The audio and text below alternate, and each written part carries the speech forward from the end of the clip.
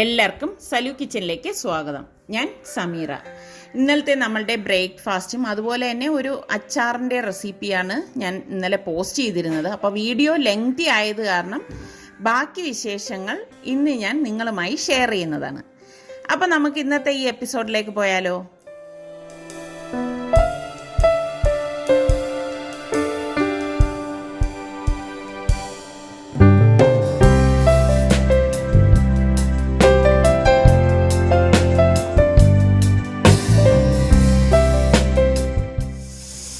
അപ്പോൾ ഞാനിന്ന് ചിക്കൻ ഗീ റോസ്റ്റാണ് ഉണ്ടാക്കാൻ പോകുന്നത്.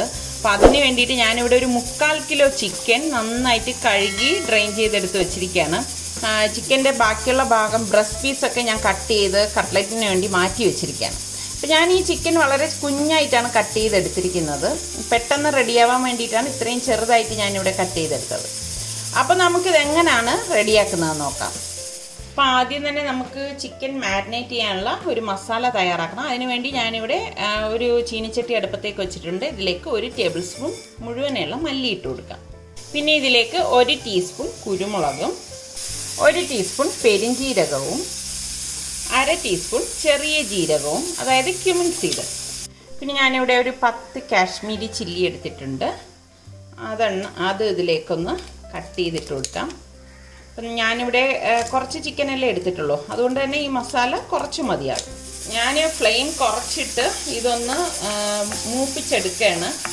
ഇപ്പോൾ ഈ ലോക്ക്ഡൗൺ സമയത്ത് നമുക്ക് ഒരുപാട് സമയമുണ്ട് ശരിക്കും പറഞ്ഞാൽ. ഇപ്പോൾ പ്രത്യേകിച്ചൊന്നും ചെയ്യാനില്ലാത്ത സമയത്ത് ഞാനിങ്ങനെ ഇരുന്ന് എൻ്റെ റെസിപ്പി എന്നെ ഇങ്ങനെ സെർച്ച് ചെയ്തെടുക്കലാണ്. അങ്ങനെ നോക്കുമ്പോൾ നല്ല നല്ല റെസിപ്പീസ് ഞാൻ 2-3 വർഷം മുൻപ് പോസ്റ്റ് ചെയ്തിട്ടുള്ളുണ്ട്. പക്ഷേ അധികം വ്യൂസ് ഒന്നും ഇല്ല കേട്ടോ. അതെന്താണെന്നൊന്നും എനിക്കറിയത്തില്ല. അപ്പം ഞാനിങ്ങനെ അതിൽ നോക്കിയപ്പോഴേക്കാണ് ഞാൻ എൻ്റെ ചിക്കൻ ഗീ റോസ്റ്റിൻ്റെ റെസിപ്പി കണ്ടത്. അപ്പം ഞാൻ വിചാരിച്ചു ശരി എന്നാൽ ഇന്നിപ്പം ചിക്കൻ ഗീ റോസ്റ്റ് ആകാമെന്ന്. 2 വർഷം മുമ്പ് ഞാൻ ഇട്ട ഒരു റെസിപ്പിയാണ് കേട്ടോ. നല്ലൊരു റെസിപ്പിയാണ്.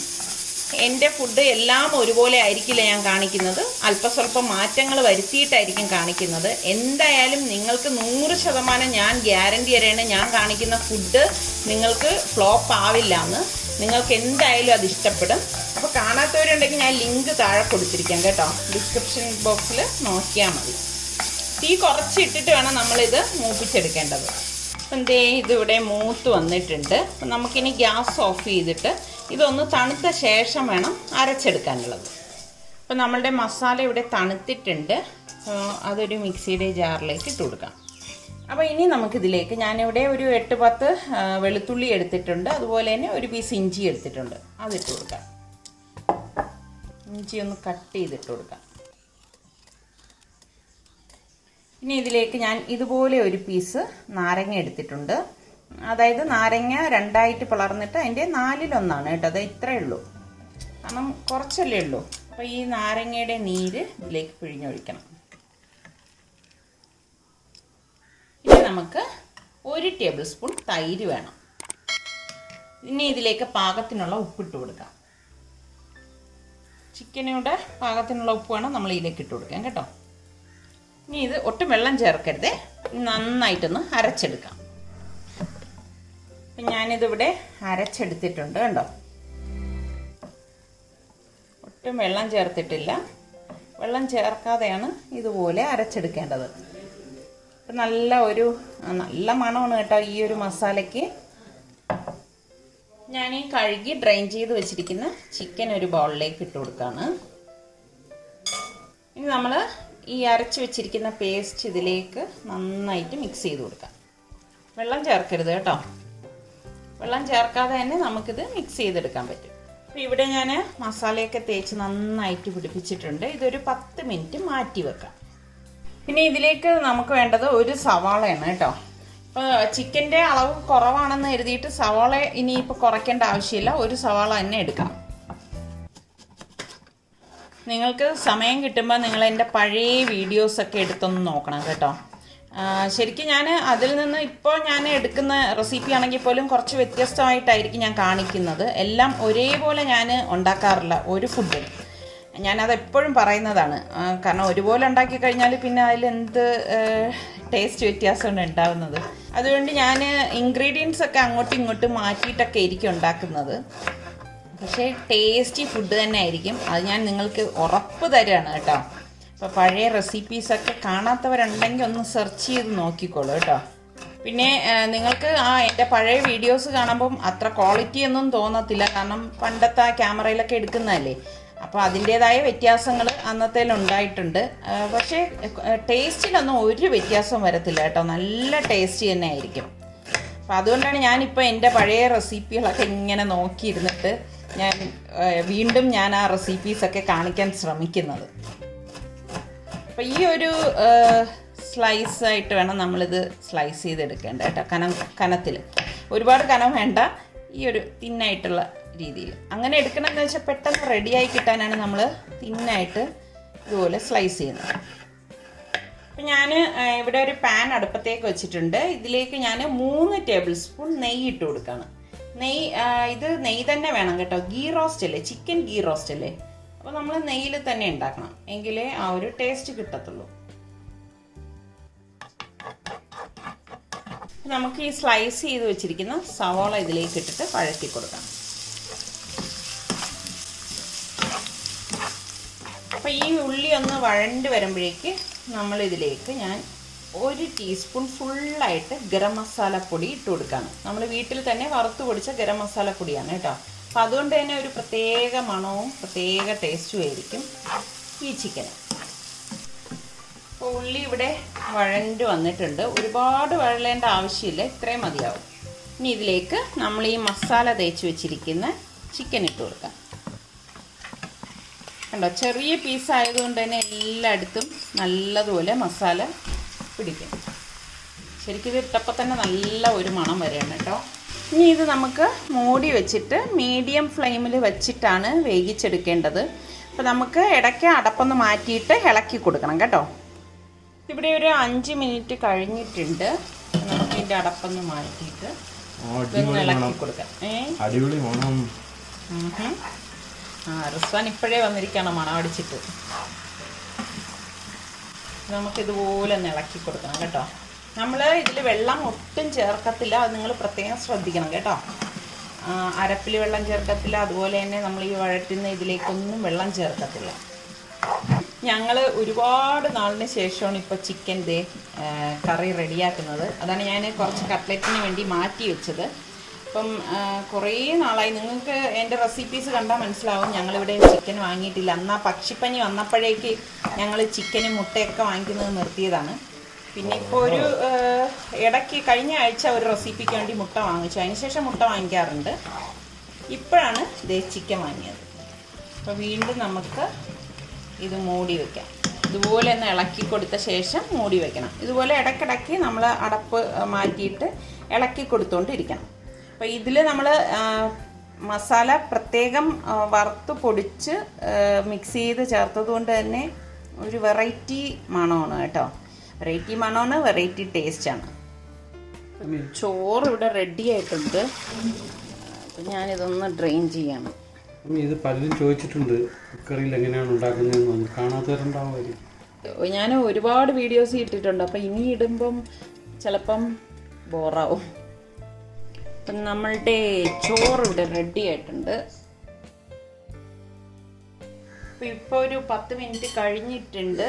ഇതുപോലെ ഇടയ്ക്കിടയ്ക്ക് അളപ്പ് മാറ്റിയിട്ടൊന്ന് ഇളക്കി കൊടുക്കണം. കണ്ടോ, നമ്മളിതിലേക്ക് ഒട്ടും വെള്ളം ചേർത്തിട്ടില്ല. വെള്ളം ചേർത്തില്ല. അതാ ചിക്കനിൽ നിന്ന് തന്നെ ഊറി വരുന്ന ചാറാണ്. ഇന്നലെ രാത്രി മഴയും ഇടിമിന്നലൊക്കെ വന്ന കാര്യം മനസ്സിലായിരിക്കും. ചിക്കൻ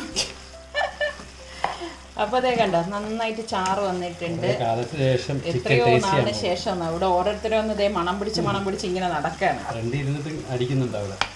ഉപ്പുണ്ടോന്ന് നോക്കട്ടെ. പാകത്തിനുള്ള ഉപ്പെല്ലാം ഉണ്ട്. അപ്പോൾ നമ്മളുടെ ഫ്രൈഡേ വ്ളോഗിൻ്റെ ഫസ്റ്റ് പാർട്ട് നിങ്ങൾക്ക് എല്ലാവർക്കും ഇഷ്ടമായോ? എങ്ങനെയാണ്? കാണാത്തവരുണ്ടെങ്കിൽ ഒന്ന് കണ്ടു നോക്കണം കേട്ടോ. അത് രാവിലത്തെ ബ്രേക്ക്ഫാസ്റ്റ് ആയിരുന്നു. ബ്രേക്ക്ഫാസ്റ്റ് കഴിഞ്ഞ ഉടൻ തന്നെ അച്ചാർ ഇട്ട ഉടൻ ഞാൻ വീഡിയോ പോസ്റ്റ് ചെയ്യുമായിരുന്നു. ഇതിപ്പം നമ്മൾ ലഞ്ചിനുള്ള പ്രിപ്പറേഷനാണ്. അപ്പോൾ അത് കഴിഞ്ഞ ഉടൻ ഞാൻ ലഞ്ച് തയ്യാറാക്കാനായിട്ട് വന്നു. ഇത് നന്നായിട്ട് ഇളക്കിയിട്ട് ഞാൻ ഇനി മൂടി വെച്ചിട്ട് നിസ്കരിക്കാൻ പോവാണ്. നിസ്കരിച്ച് വന്ന ശേഷം ഞാൻ ഒരു കറിയും കൂടി തയ്യാറാക്കുന്നുണ്ട്. ഇത് ഫ്ലെയിം കുറച്ച് വെച്ചിട്ടാണ് ഞാൻ പോകുന്നത് കേട്ടോ. അപ്പം ഞാനിത് മറ്റൊരു ഗ്യാസിലേക്ക് മാറ്റുവാണ്.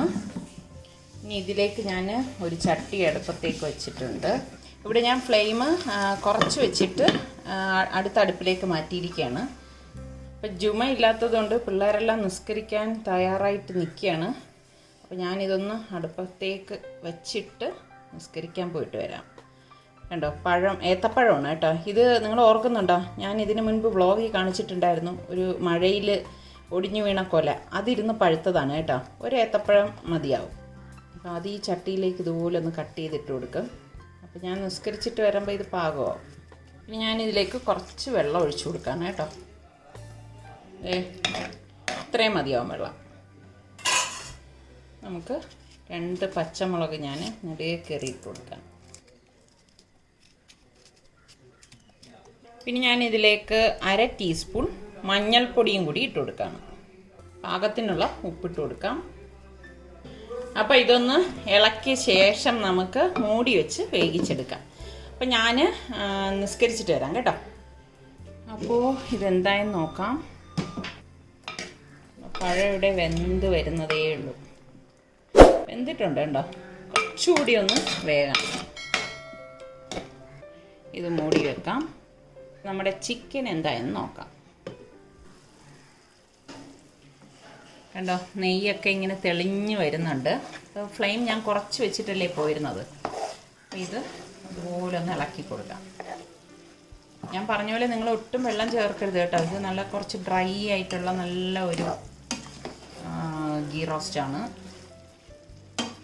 മൂടി വെക്കാം. അപ്പോൾ നമുക്ക് ഇതിലേക്ക് ചേർക്കാനുള്ള അരപ്പ് തയ്യാറാക്കിയെടുക്കാം. അപ്പോൾ ഇതിൻ്റെ അരപ്പിന് വേണ്ടിയിട്ട് ഞാനിവിടെ ഏകദേശം 1 കപ്പ് തേങ്ങ എടുത്തിട്ടുണ്ട്. തേങ്ങ കുറച്ച് മതി കേട്ടോ, കാരണം ഞാൻ ഒരു ഏത്തപ്പഴമല്ലേ എടുത്തിട്ടുള്ളൂ. അപ്പോൾ അതുകൊണ്ട് തന്നെ കുറച്ച് തേങ്ങ എടുത്താൽ മതിയാവും.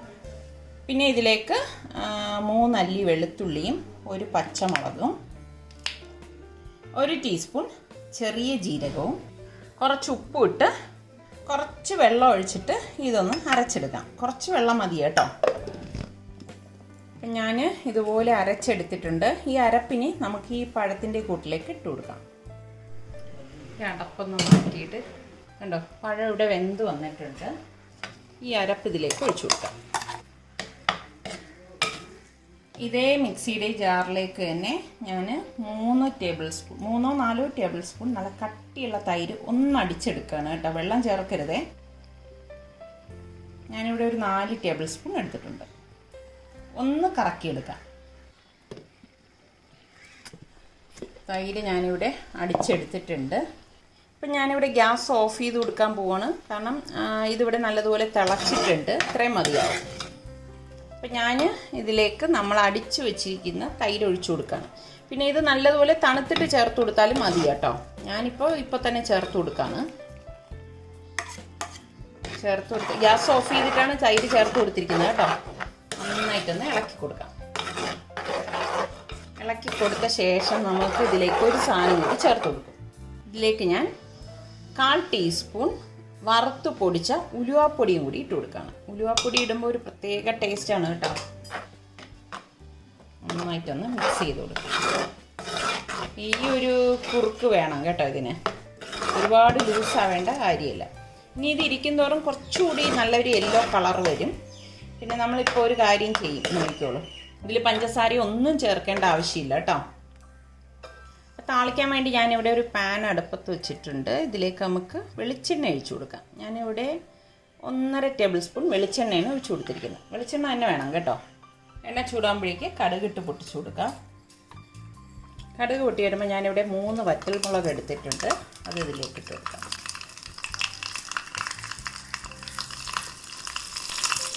പിന്നെ ഞാൻ ഗ്യാസ് ഓഫ് ചെയ്തിട്ട് ഒരു തണ്ട് കറിവേപ്പില. ഇനി ഇതിലേക്ക് ഞാൻ 1 ടീസ്പൂൺ കാശ്മീരി ചില്ലി പൗഡറും 1 ടീസ്പൂൺ മഞ്ഞൾപ്പൊടിയും കൂടി ഇട്ട് കൊടുക്കാം. ഇത് നന്നായിട്ടൊന്ന് ഇളക്കി കൊടുക്കാം.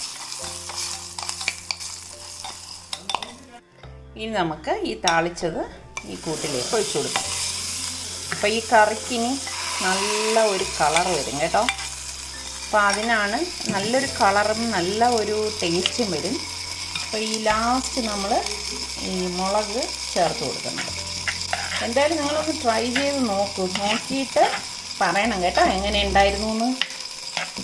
മാങ്ങ വെച്ചിട്ട് നമുക്കിതുപോലെ ചെയ്യാം കേട്ടോ. നല്ല പഴുത്ത മാങ്ങ ഉണ്ടെങ്കിൽ മാങ്ങ വെച്ചിട്ട് നമുക്ക് ഈ ഒരു കറി തയ്യാറാക്കിയെടുക്കാം. നല്ല അടിപൊളി കറിയാണ് കേട്ടോ. നമ്മുടെ ചിക്കൻ വെച്ചിട്ട് ഇപ്പോൾ ഒരു 10-25 മിനിറ്റ് കഴിഞ്ഞിട്ടുണ്ട്. കണ്ടോ, നെയ്യൊക്കെ നല്ല തെളിഞ്ഞ് വന്നിരിക്കുകയാണ്. ഞാൻ തീ പതുക്കെ ഒന്ന് കൂട്ടി കൊടുത്തിട്ടുണ്ട് കേട്ടോ. നല്ല അടിപൊളി കളറാണ്, നല്ല മണമാണ്, നല്ല ഡ്രൈ ആയിട്ട് വന്നിരിക്കുന്നു. അപ്പോൾ ശരിക്കും പറഞ്ഞാൽ ചിക്കൻ ഗീ റോസ്റ്റിൽ ആരും കറിവേപ്പില ചേർക്കാറില്ല. പക്ഷേ ഞാൻ ഇതിലേക്ക് ഇപ്പം കറിവേപ്പില ചേർത്ത് കൊടുക്കും. ആ മസാലയൊക്കെ പിടിച്ചിട്ടുണ്ടല്ലോ. ഇത് ചോറിൻ്റെ കൂടെ മാത്രമല്ല, നമുക്ക് ചപ്പാത്തി, പൊറോട്ട ഇതിൻ്റെ കൂടെയൊക്കെ കഴിക്കാൻ പറ്റിയ അടിപൊളി ഐറ്റമാണ് കേട്ടോ. അപ്പം ഞാൻ കുറച്ച് മല്ലിയിലോടി ഇതിലേക്ക് കട്ട് ചെയ്തിട്ട് കൊടുക്കാണ്. കരിവേപ്പിലല്ലേ കിടക്കുന്നത്? ഈ റോസ്റ്റിലൊക്കെ കരിവേപ്പില ഇട്ടെന്ന് പറഞ്ഞാൽ ഒന്നും സംഭവിക്കില്ല. നിങ്ങൾ എന്തായാലും ട്രൈ ചെയ്ത് നോക്കൂ. കരിവേപ്പില ഇല്ലെങ്കിൽ കുഴപ്പമില്ല അല്ലേ? ഇല്ലെങ്കിൽ ഒരു കുഴപ്പമില്ല. ഇത് വെറൈറ്റി എപ്പോഴും അല്ലേ? പിന്നല്ലാണ്ട്. അപ്പോൾ ഞാൻ ഗ്യാസ് ഓഫ് ചെയ്തിട്ട് നമ്മൾ കഴിക്കാനായിട്ട് പോവാണ്.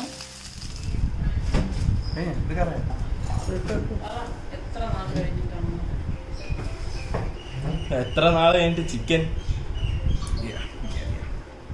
ചെറിയ പീസായി പോയാ എടുത്ത എണ്ണ. ഇത് വാഴപ്പിണ്ടി തോരനാണ്. അപ്പം ഇതിൻ്റെ റെസിപ്പി ഞാൻ കാണിച്ചിട്ടില്ല, കാരണം വീഡിയോ ലെങ്തി ആവും. അതും കൂടി കാണിച്ചു. നാരങ്ങ അച്ചാർ. അപ്പം നിങ്ങളെല്ലാവരും കണ്ടിട്ടുണ്ടാവുമല്ലോ. ട്രൈ ചെയ്ത് നോക്കണേ. ഇട്ടിട്ട് ഉണ്ടാക്കി നോക്കിയിട്ട് പറയണം. ഒറിജിന് കറി എടുത്തില്ലല്ലോ നിങ്ങൾ. ഈ മഞ്ഞക്കറി ഒഴിച്ചിട്ട് എന്താണെന്ന് പറഞ്ഞു നോക്കാൻ അതിനകത്ത് ഇട്ട് നിൽക്കുന്നത്. പുളിശ്ശേരി അല്ലല്ല, നോക്കി നോക്ക്. ഉമ്മ പ്രത്യേക എന്തോ കാണിച്ചതല്ല. ഗോവയ്ക്കാണോ ചിക്കൻ? അതെടുക്ക. ചിക്കനാണെന്നാ നല്ല ചൂട്. അപ്പോൾ ഞങ്ങളുടെ ഇന്നത്തെ ഈ ലഞ്ച് നിങ്ങൾക്ക് എല്ലാവർക്കും ഇഷ്ടമായെന്ന് വിശ്വസിക്കുന്നു. ഈ റെസിപ്പി ട്രൈ ചെയ്യാത്തവരൊക്കെ ഒന്ന് ട്രൈ ചെയ്യുക. നമ്മുടെ സലു കിച്ചൻ ഇനിയും സബ്സ്ക്രൈബ് ചെയ്യാത്തവരുണ്ടെങ്കിൽ ഈസി റെസിപ്പികൾക്കായി സലു കിച്ചൻ സബ്സ്ക്രൈബ് ചെയ്യേ. തൊട്ടടുത്ത് കാണുന്ന ബെല്ലൈക്കൺ ഒന്ന് പ്രസ് ചെയ്യുകയും ചെയ്യണം കേട്ടോ. അപ്പോൾ ഓൾ എന്നൊരു ഓപ്ഷൻ വരും. അതും കൂടി ക്ലിക്ക് ചെയ്താൽ മാത്രമേ ഞങ്ങൾ വീഡിയോസ് പോസ്റ്റ് ചെയ്യുമ്പോൾ നിങ്ങൾക്ക് നോട്ടിഫിക്കേഷൻ കിട്ടുള്ളൂ. അപ്പോൾ ഇനി അടുത്ത നല്ലൊരു എപ്പിസോഡുമായി വരുന്നതുവരെ എല്ലാവർക്കും ബൈ.